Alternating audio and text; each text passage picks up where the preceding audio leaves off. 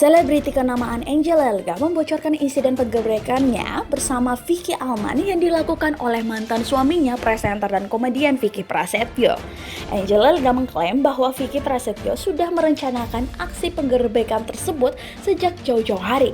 Insiden penggerebekan dijelaskan Angel Elga bermula ketika Vicky Prasetyo mengambil uang partai sebesar 900 juta rupiah. Mungkin ini yang kalian gak ngeh dari awal, karena saya meminta tolong kepada Vicky Alman untuk melaporkan Vicky Prasetyo karena dia sudah menipu bos saya senilai kurang lebih 900 juta rupiah, kata Angel Elga. Hal itu dikatakan ketika ditemui di gedung Polres Metro Jakarta Selatan, Kebayoran Baru, Jakarta Selatan, Senin 9 Desember 2019. Angel menilai jika saat itu dirinya melaporkan Vicky yang masih berstatus suaminya, kondisinya akan heboh hingga mengganggu dirinya yang sedang maju menjadi calon legislatif. Angel menuding bahwa yang menyebarkan informasi mengenai pelaporan pencurian uang 900 juta rupiah itu adalah diduga pihak Amelia Contesta.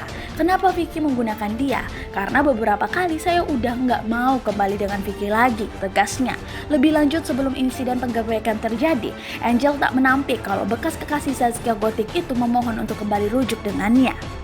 Padahal sudah berpuluh-puluh kali Vicky Prasetyo nangis-nangis sujud di kaki saya, tapi saya nggak mau, ujar Angel Elga.